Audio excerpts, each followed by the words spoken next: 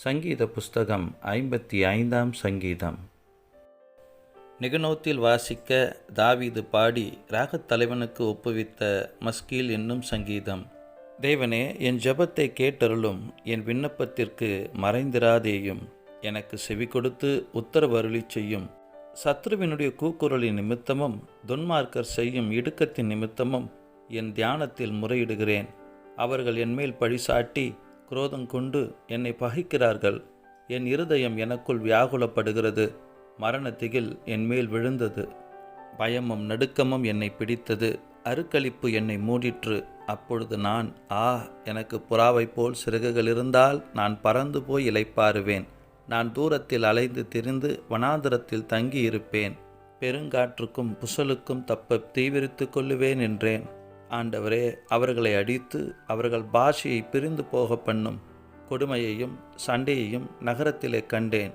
அவைகள் இரவும் பகலும் அதன் மதில்கள் மேல் சுற்றி திரிகிறது. அக்கிரமமும் வாதையும் அதன் நடுவில் இருக்கிறது. கேடுபாடுகள் அதன் நடுவில் இருக்கிறது. கொடுமையும் கபடும் அதன் வீதியை விட்டு விலகி போகிறதில்லை.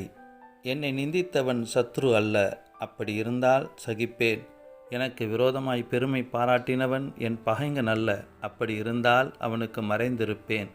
எனக்கு சமமான மனுஷனும் என் வழிகாட்டியும் என் தோழனுமாகிய நீயே அவன்.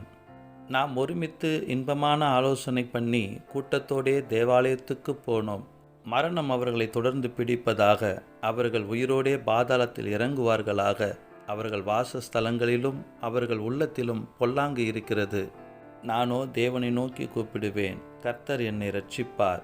அந்தி சந்தி மத்தியான வேளைகளிலும் நான் தியானம் பண்ணி முறையிடுவேன். அவர் என் சத்தத்தை கேட்பார். திரளான கூட்டமாய் கூடி என்னோடு எதிர்த்தார்கள். அவரோ எனக்கு நேரிட்ட போரை நீக்கி என் ஆத்துமாவை சமாதானத்துடன் மீட்டுவிட்டார்.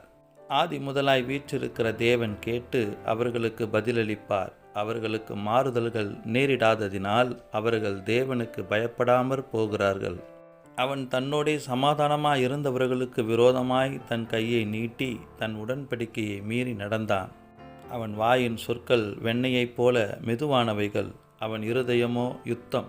அவன் வார்த்தைகள் எண்ணெயிலும் மிருதுவானவைகள். ஆனாலும் அவைகள் உருவின பட்டயங்கள்.